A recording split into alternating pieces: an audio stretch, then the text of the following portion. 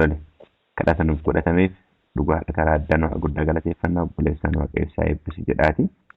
Qorannaa keenya guyyaa har'aa yoo jalqabnu inni yaadattoo ta'e boqonnaa 14 yeroo laallu kennaa garaagaraa akka kennameetiin jedhu keessaanuu kennaa afaan haaraa wajjin wal qabatee confusion jiru yookaan ammoo dogongora jiru akkamitti akka macaafni qulqulluun Phaawulos gorsa warra Qorontosiitiif akkamitti akka kenne ilaalleerra.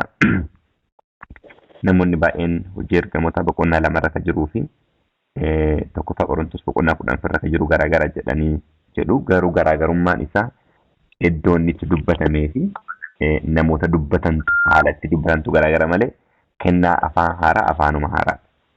Maal wajji wal bira qabne ilaalle fakkeenyaaf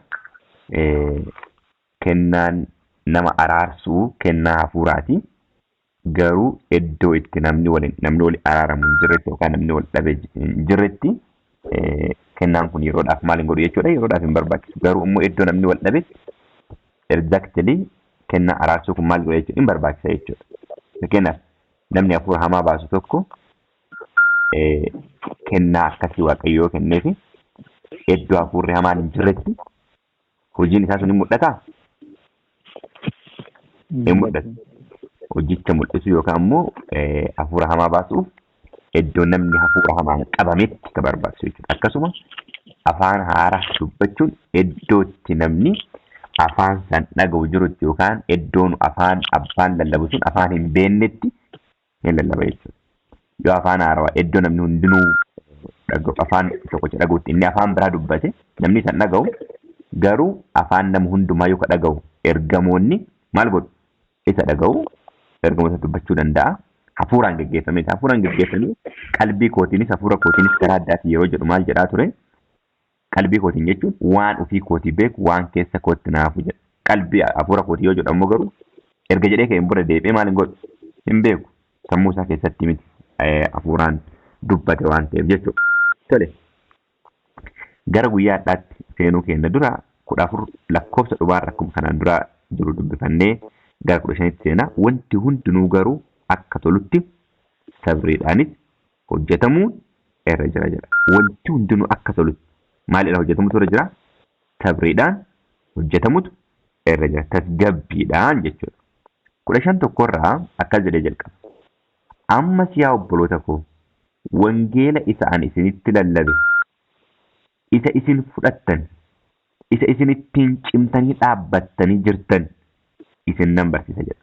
Ammallee waan haaraa miti kan isin dubbadhu wangeela isinitti lallabe tokko lallabee isa isin fudhattan lama isa isin cimtanii dhaabbattanii jirtan isin nan barsiisa jedha. Dhaga'uun jira, fudhachuun jira, itti cimanii dhaabachuun jira. Kunniin hundi naanaaf isin irraallee baay'ee barbaachisa. Dhugaa wangeela waaqaa isa nuuf lallabe kan dhaga'uu qabna, isa dhageenye fudhachuu qabna, isa fudhannee maal gochuu qabna? Itti cimuu qabna. Cimnee irra dhaabachuu qabna. Kanuma isin barsiisa jedha Phaawulos. Lakkoofsa 2 irraa sababii amantaniif otoo hin ta'in sababii amantaniif otoo hin beekin fudhattan yoo ta'e malee akkuma isinitti lallabetti yoo eeggattan wangeelichumaan hin fayyisu jedha. Irra deebi'aa laalaatiin jecha kan. Akkasuma anummaan isinitti lallabeef otoo hin beekin cadhisanii fudhattan yoo ta'e malee akkuma isinitti lallabetti yoo eegdan wangeelichumaan maal godhu jedha? Hin fayyisu jedha. Wangeelichi nu fayyisa yoo beeknee fudhanne. Yoo beeknee fudhanne maal godha jechuudha? Nu fayyisa. Akkanumaan cadhinnee amanne maaf waanuma amannee jirru dhageeffataatuma cadhinnee ka gallu yoo ta'e hiika akka hin qabne lafa ka'a. 15 kana bakka lama adda qoonnee ilaalla lakkoofsa dheeraadha waan ta'eef. Kanaaf hubadhaa wangeela amanuun jira yookaan immoo dhaga'uun jira isa fudhachuun jira itti cimanii jiraachuun jira. Kana wanti goonuuf waanuma amannee amantii keessa jirru fudhuu hin taane adda baafnee beekumsaan akka lallabametti hojii keenya jijjiirama qabaatee jira. Akka lallabametti yeroo jedhu Phaawulos maal jedhaa ture 11 keessatti akka an Kiristoosiin fakkaadhe isinillee maal ta'a jedha? Na fakkaadhaa jedhaa ture. Kana jechuun akkuma Kiristoosiin keessaa dubbiin bahu jireenya qabu Phaawulos illee keessaallee ka bahu dubbiin maal qaba? Jireenya qaba. Sababni isaa akkana jedhee ture waan ta'eef namni dheebote anatti haa dhufu haa dhugu yaa'aan burqaa jireenyaa garaa isaa keessaa maal ta'a jedhaa ture. Keessaa maddaa yoo narraa dhufee dhuge Phaawulos kana yeroo inni raawwate argina jechuudha. Isaanitti illee warra Qorontositti illee kan dubbataara kun nuufillee akkasuma. Hundumaa irra caalaa waanan ofii kootii fudhadhee isinitti dabarsee kenneera. Isinitti caaffanni qulqullaa'oon akka jedhanitti Kiristoos cubbuu keenyaaf du'eera. Amma wanti ani isinitti dubbataaru waan bakka biraa duun taane waan ofii kootii maal godhe jedhaa. Waan ofii kootii fudhadhe isinitti dabarsee kenneera. Wangeela nama biraatti dabarsuu keenyaa dura jalqaba ofii keenya maal gochuu qabna? Fudhachuu qabna. Dhaga'uu qofa miti fudhachuu qabna. Gubbaa irratti maal jedhee jalqabe? Ani isinitti lallabe isa isin fudhattan. Anis dhaga'een eenyutu itti lallabe Phaawulositti? Kiristoos. Isa lallabame itti Kiristoos itti hime kana garuu maal godhe immoo hin fudhate. Itti cimee dhaabate. Nunis akka lallaba kana dhageenyutti akka fudhannutti akka itti cimnee dhaabannutti nuti dubbata. Yoo kana amantii fudhannee jiran akka nu fayyisu immoo lafa kaa'u. Kana kan isin dubbadhu waan ofii kootii itti amanee fudhadhee isiniif dabarseetiin jedha. Afurratti kanaaf caaffanni qulqullaa'aan akka jedhe Kiristoos maal ta'eera? Cubbuu keenyaaf du'eera. Inni awwaalameera. Caaffanni qulqullaa'oon akka jedhanitti guyyaa sadaffaatti du'aa maal ta'eera? Kaafameera. Du'aa ka'eera. Kiristoos du'aa eenyutu du'aa isa kaase? Galaatiyaa boqonnaa tokko lakkoofsa tokko. Galaatiyaa boqonnaa tokko lakkoofsa tokkorraa akkana jedha. Ani Phaawulos namoota biraa yookiis karaa nama tokkoo utuu hin ta'in Yesuus Kiristoosiin Waaqayyo Abbaa isa Kiristoosiin du'aa kaaseen ergameera jedha. Eenyuun Waaqayyo Abbaa isa Kiristoosiin du'aa kaaseen ergameera. Kanaaf macaafni qulqulluun Kiristoos nuuf jedhee du'eera, awwaalameera, caaffanni qulqulluun akka jedhe guyyaa sadaffaatti maal ta'eera? Ka'eera jechuudha. Inni Phexrositti mul'ate. Ergasii bartoota 12 keessaa warra hafanitti maal ta'e? Mul'ate. Phexros faati yeroo baay'ee yeroo deemu Phexros Yaaqoobii fi Yohaannisiin qabataa deeman. Isaan kunniin waan baay'eetti siqaniif qofa oduu hin taane of eeggannaa addaa isaa waan barbaachisuuf ture. Sababni isaa Phexros baay'ee ariifata ture. Phexros baay'ee ariifata ture. An kanaan dura yeroo baay'ee waan isaan baay'ee jaalatuu fi waan jedhu ilaalaa ture. Samoon kana garuu waa wayii dubbisaa ture. Na ajaa'ibaa ture. Phexros baay'ee ariifata. Yohaannis fi Yaaqoob immoo maal jedhamu maqaan isaanii? Ilmaan qawqawwee, ilmaan bakakkaa jedhamu. Baay'ee aaru. Yeroo tokko lallaba isaanii namni fudhachuu dinnaan akka guyyaa gaafa Eeliyaas ibiddi samii gabbu'ee maal isaan haa godhu jedha. Samii gabbu'ee maal isaan haa godhu jedhanii isaan haa fixu jedhanii miti. Kanaaf of eeggannaan addaa isaa waan barbaachisu yeroo baay'ee isaan qabataa akka deemaa ture jedha. Asirratti Phexros jalqaba fiigee gara awwaalaa akka inni dhaqeetti jedha. Jalqaba isa mul'atee achiin booda immoo duukaa buusuuf 12 mul'ate. Kana booddee immoo erga takkaa obboloota 500 caalanitti maal godhe? Mul'ate. Isaan keessaa kaanillee boqotaniiru. Garri caalan garuu ammayyuu jiru jedha. Hadha miti. Phaawulos yeroo lallabu san baay'een isaanii maal ta'aniiran? Turaniiru.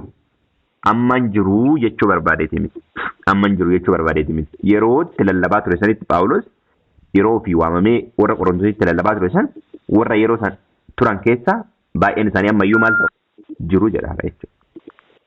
Tole torbarraa ergaa Yaaqoobitti mul'ate booddee immoo warra ergamoota jedhaman hundumaatti mul'ate. Hundumaa booddee ana isa nama tokkoyyuu hin ga'in dhalatetti immoo maal ta'e jedha? Hin mul'ateera jedha. Amma Phaawulos eenyummaa ofii akkamitti akkas ilaala? Hundumaa booddee ana isa akka nama iddoo hin ga'in dhalateetti immoo mul'ateera jedha. Anoo ergamoota hundumaa irraa xinnaadha. Waldaa kiristaanaa wannan ari'eef ergamaa jedhamee waamamuudhaaf nama ta'u miti jedha. Waa'ee ayyaanaa yeroo biraa yoo Waaqayyo nu gargaare Grace isa jennu kana hin laallaayu. Maal jedha asirratti? Phaawulos nama ergamama jedhameeyyuu waamamuun naaf hin taane jedha. Daandii Damaasqoo irratti utuma inni ijoollee Waaqaa ajjeesuudhaaf deemaaru daandii Phaawulos Damaasqoo irratti qabame miti Phaawulos. Mee yaadadhaa. Daa'ima keessan namni ajjeesuudhaaf tumaaraa jennu tumuudhaaf ajjeesuudhaaf ulmus tumaaraa jennu. Uduu tumaaruu dhuftanii isinitti.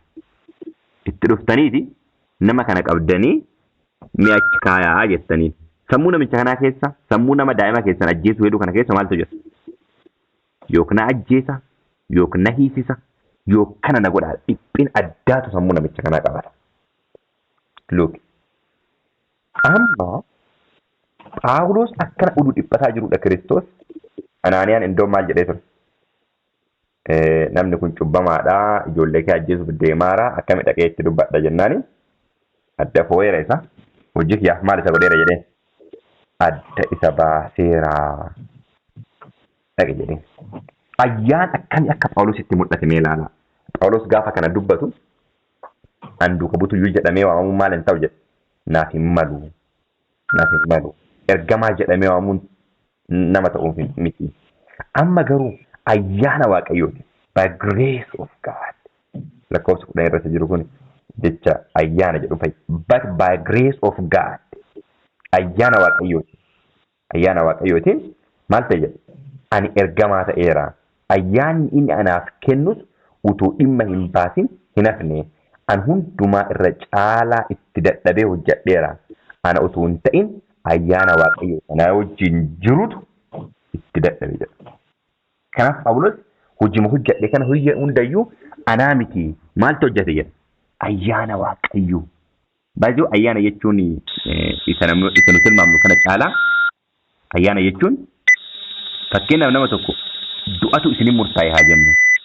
Hojii hojjettaniif yoo duuti isinii murtaa'e akkanumaan garuu waan san isiniif dhiifame akka waan nama waan tokkoyyuu hin gooneeti. Akka nama uumaa waan tokko uumaan balleessineeti laallamu jechuudha ayyaana jechuudha. Oduu adamnisiif malu oduu waan tokko si murteessiif malu garuu akka waan tokko uumaan gooneeti lakkaamu jechuudha. Kanaaf akkanatti jechuudha kan ayyaana kanaan Phaawulos kan inni fayyadame. Egaa anis isaaniif akkasitti hin lallabnaa. Isinis akkasitti amantanii jirtu jedha. Egaa anis isaanis akkasitti hin lallaban. Isinis akkasitti amantanii jirtu jedha. Kanaaf Phaawulos kan inni dubbatee jedhu dhimma ayyaana nullee nama iddoo wayituu hin malle warra gadi deebi'oota akka filatamne akkuma Phaawulos nuuf oolan barbaadeetiin jedhe. 12 irraa Kiristoos warra du'an keessaa kaafamuun isaa erga lallabame attamitti isin keessaa kaan warri du'aa ka'uu hin jiru jechuu danda'u ree? Yeroo san barnoota dogongoraatu ture. Barnoonni maal jedhu? Warri du'an du'aa hin kaafamanii yookaan immoo namni du'e du'aa hin ka'u. Du'aa ka'utti warra namanne jechuudha yeroo san. Erga akkas ta'e Kiristoos warra du'an keessaa kaafamuun isaa erga lallabame attamitti isin keessaa kaan warri du'aa ka'uu hin jiru jechuu danda'u ree? Warri du'an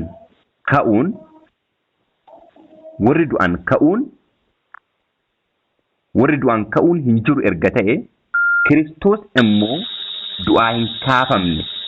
Kiristoos du'aa hin kaafamne erga ta'e lallabuun keenya dhimma hin baasu. Amanachuun keenyas dhimma hin kutu. Nuyis Waaqayyo Kiristoosiin du'aa kaaseera jennee Waaqayyoof dhugaa maal goona jedha? Waaqayyoof dhugaa hin baana. Waaqayyoof dhugaa 15 irraa nuyi Waaqayyo Kiristoosiin du'aa kaaseera jennee Waaqayyoof dhugaa ba'uu keenyaan sobduu taanee argamuu keenya warri du'an hin kaafaman erga ta'e Waaqayyo Kiristoosiin immoo du'aa maal hin goone jedha? Hin kaafne jechuudha jedha. Garuu dhugaan jiru Kiristoos du'aa maal ta'eera? Kaafameera. Waaqayyo abbaan Kiristoosiin maal godheera? Du'aa kaaseera. Kanaaf macaafni Roomeen akkas jedha. Roomee boqonnaa 10 lakkoofsa 9 irraa 10 lakkoofsa 9 irraa Yesuus gooftaa akka ta'e afaan keetiin yoo beeksifte waaqayyo du'aa akka isa kaase immoo garaa keetti yoo amante fayyina bara baraan argatta jedha. Fayyina bara baraa maal goota? Hin argatta. Yesus Kiristoos gooftaa yoo ta'e, gooftaa akka ta'e, akkasumas immoo waaqayyo du'aa akka isa kaase yoo amante yoo lallabde hin fayyitaa jedha. Kanaaf lallabni keenya waaqayyo du'aa isa kaaseera jennee kan lallabni yoo Kiristoos du'aan kaane ta'e sobaa. Kanaaf Kiristoos du'aa ka'eera nullee akka jennee lallabneerra namni du'aan illee maal ta'u hin ka'uudha. Barumsi guddaan yoo jechuudha. Warri du'aan amma rafaniiru hirriba maal ta'u hin ka'u. Du'aa ka'anii kun gara jireenya bara baraa maal jedha Daani'eel boqonnaa 12 lakkoofsa 1 Daani'eel boqonnaa 12 yemmus inni anatti dubbachaa ture yeroo sanatti Mikaa'el ergamaan inni guddichi ijoollee sabaaf kan dhaabbatu yeroo rakkina isaa dhaabbatu hin ka'a. Yeroon rakkinaas hin ta'a. Sanyiin rakkinichaa erga sabni jiraachuu ka'ee jalqabee amma bara sanaatti argame kan hin beekne hin ta'a. Sabni kee warri maqaan isaanii macaaficha keessatti caafame garuu adduma addaan isa jala hin ba'a. Warra obbaafatan garaa lafaa keessa rafan keessaa baay'een dammaqanii kaan jireenya bara baraaf kaanis yelloo jibbisiisa bara baraatiif maal godhu hin ka'u jedha. Du'aa ka'uun hin jira. Du'aa ka'uun kun yelloodhaaf kun ulfinaaf akka ta'u argineet hin jenna jechuudha. Kanaaf warri du'aan du'aa maal hin ka'u? Wanti guddaan hin ka'u. Warri du'aan hirriba keessaa hin ka'u. Hirriba erga kaanii kan hin booda murteen kan itti kennamu malee har'a kun gara gannati kun immoo gara si'oolii deema namoonni jedhanii kan barsiisan barumsa bu'uura hin qabne jechuudha. Namni yoo du'e maal ta'eera jechuudha? Hin rafeera jechuudha. Namni du'eessumaa ka'a achumaa ka'a. Sagaleen malakataa maal ta'a jedhama caafni qulqulluun? Hin afuufama jedha miti. Tesaloniqee keessatti sagaleen malakataan afuufama warri du'anis hirriba keessaa maal ta'u hin ka'u jedha. Indoon maal jedha? Warra rafantu maal nu godha jedha? Nu dursa. Achiin booda nus maal taana? Qilleensa gubbatti hin jijjiiramna jedha. Ka caafame dhugaan akkas jedhaayi. 16 warri du'aan hin kaafaman erga ta'e Kiristoos immoo du'aa hin kaafamne. Kiristoos du'aan hin kaafamne erga ta'e amantiin keessan immoo waa'een baasu cubbuun keessan ammumayyuu isinirra jira. Sababni isaa yoo du'e malee gatiin cubbuu maal inni? Du'a. Yoo Kiristoos du'ee gatii cubbuun kafalle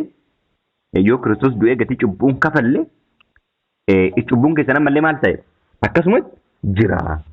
Yoos immoo warri Kiristoositti amanan obbaafatan baduu isaaniiti. 19 jireenya amma biyya lafaa kana irra jiraannu duwwaadhaaf Kiristoosin abdanne erga ta'e namoota hundumaa caalatti nuuf boo'utu ta'a jedha. Namoonni baay'een Kiristoosin jireenya biyya lafaa kanarra maal godhu? Abdatu. Jireenya biyya lafaa kanaaf abdachuu jechuun maal jechuu akka ta'e? Yoo dhibaman fayyuu, yoo maallaqa dhaban maallaqa argachuu, yoo waan barbaadan baqaa yoo kanniin godhame Kiristoos isaaniif maalin gooftaadha. Yoo dhibaman garuu yoo rakkatan yoo hiyyeessatan Kiristoos isaaniif maali miti? Gooftaa miti. Kana jechuun jireenya lafa kanaatiif waaqayyoon maal gochuu jechuudha? Amanachuu jechuudha. Kun immoo caalatti nuuf boo'utu ta'a jedha. Yoo kana akka ta'e. Nu kun Kiristoosin qabdannu jireenya lafa kanaafi? No. Lafa kanaa irratti illee isa dhufuufillee nu jiraachisu eenyuuni? Isa Kiristoos jechuudha. Kanaaf amantiin du'a garasiidha. Amantiin jireenya mul'atu kana irra gararraa jira jechuudha. 20 amma garuu Kiristoos warra du'an keessaa maal ta'eera? Kaafameera. Warra obbaafatan keessaas isatu jalqaba ka'e. Warra obbaafatan keessaa eenyutu jalqaba ka'e? Kiristoosu jalqaba ka'e. Kanaaf warri kunis isa duukaan ka'u jechuudha. Du'uun karaa nama tokkoo akkuma dhufe warri du'an ka'uunis karaa nama tokkoo dhufeera jedha. Kutaa lammaffaa kana keessatti ilaalla. Du'uun karaa nama tokkoo dhufe. Jireenyis karaa nama tokkoo dhufe. Kanaaf eenyummaa du'aa isa jalqaba maal gochuu qabna? Irraanfachuu qabna, aggatuu qabna, jireenya isa eenyummaa nama lammataa yookaan ammoo eenyummaa Kiristoosii uffachuu qabna jechuudha. Harki isaa Addaamiin namoonni hundinuu akka du'an akkasuma immoo harkisa Kiristoosiin namoonni hundinuu maal godhu? Injiraachifamu. Kiristoos maal jedha? Karaan dhugaan jireenyi anaa jedha. Kanaaf jireenya qabaachuuf dubbii Kiristoos of keessaa qabaachuu qabna.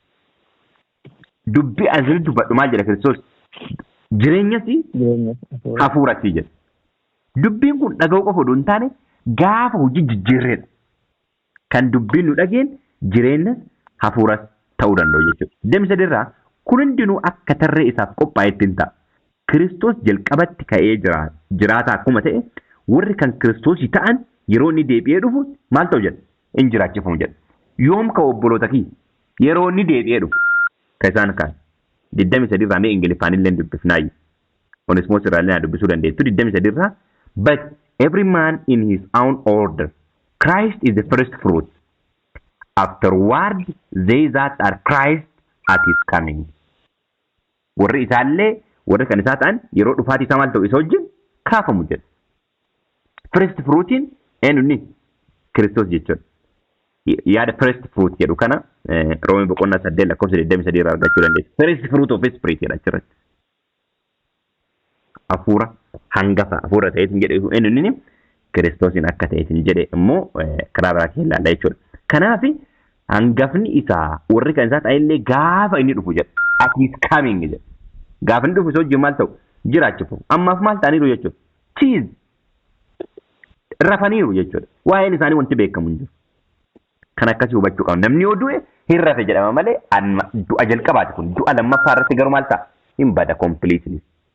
Du'a lammaffaa irratti illee Milkiyaas irra maal jedha? Hiddaaf damee isaaniillee maal isaaniin godhu jedha? Isaaniin dhiisu jedha.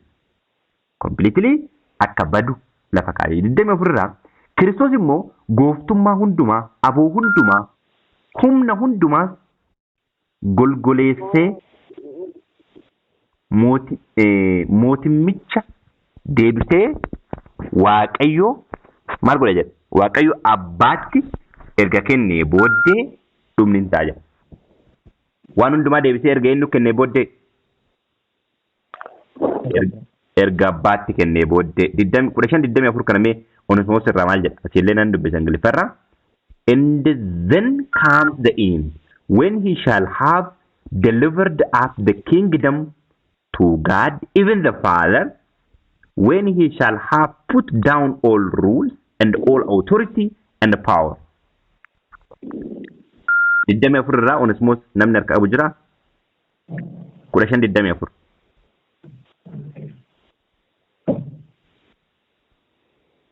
Okay. Hin jiru yoo ta'e aangoo hundumaa Kiristoos ofii isaatii. Kiristoos immoo gooftummaa hundumaa, aboo hundumaa, humna hundumaa golgoleessee mootummicha deebisee Waaqayyo abbaatti erga kennee booddee dhumni hin ta'a jedha. Okay. Maatewos 28 irratti maal jedha Kiristoos 28:18 irratti. Mee nan dubbifna. Maatewos 28:18 irratti Yesuus immoo gara isaaniitti dhiyaatee gooftummaan hundinuu Waaqa irratti lafa irrattis anaaf maal ta'eera jedha. Anaaf kennameera. Anaaf kennameera. Eenyu biraa? Abbaa biraa. Abbaa biraa. 15-24 irratti illee kan inni jedhu isa kana. Kanaaf erga kana hundumaa xumuree ka'een booda gooftummaa hundumaa eenyuuf kenna jedha? Waaqayyo abbaadhaaf. Kana jechuun gooftummaansaa abbummaansaa irraa fudhatamee nama ta'a jechuu miti. Luuk eenyummaan namummaan Kiristoosii amma addaatti jiramu hin jiru. Kiristoos gammaatti namummaa qabamu hin qabu. Okay, obboloota ko. Harki madaa isaa jiramu hin jiru. Kanaafidha gaafa shakke Toomaas gaafa shakke maal jedheen? Harka koos ilaali, kalee koos maal godhi jedheen? Itti buccinaatti koos itti ilaali jedheen. Akkasumaan ol ba'e malee Kiristoos waan biraa waan namummaan isaas ammallee Waaqa fuuldura kan inni nuuf dhaabatuuf eenyummaa kenna waan qabuuf ammas jechuudha. Kanaaf waaqummaan abbaan guutummaa waaqummaati. Abbaan guutummaa waaqummaati. Kiristoos immoo waaqummaaf namummaas qaba Kiristoos. Nummoo eenyummaa Kiristoosii isa ulfina argate isa glorified ta'e qabaanneet hin jenne jechuudha obboloota keenya. Kanaaf aangoon hundumaa eenyuuf kenna jedha? Abbaadhaaf. Kana jechuun samii keessatti maal jennee turre boqonnaa 11 lakkoofsa 3 irratti mataan haadha manaa eenyudha jenna? Abbaa manaati. Mataan abbaa manaa immoo eenyudha? Kiristoos. Mataan Kiristoos yommuu eenyudha? Waaqayyo Abbaa. Waaqayyo Abbaa. Akkasitti orderii kanaan lafa kaa'eetiin jira jechuudha. 25 irraa Waaqayyo diinota hundumaa miidha isaa jala amma kaafamutti Kiristoos mootu ta'a jedha. Amma diinota hundumaa maal godhutti? Miidha isaa jalatti galchuutti. Kana Daawit yeroo faarsaa keessatti dubbatu argineetiin jenna jechuudha. Faarsaa keessatti yeroo dubbateetiin jedhu argineetiin jenna. Tole 26 irraa hundumaa booddee diina keenya du'atu golgoleeffama jedha. Dhumarratti diinni keenya kan golgoleeffamu kan aangoo dhabu eenyudha? Du'a. Dhumarratti du'aaf meetiree ati boochi meetiree duuti meetiree kan jedhu maal ta'a jedha hin raawwata. 27 irraa kan 27 fi 28 qofa dubbisee dhaaba.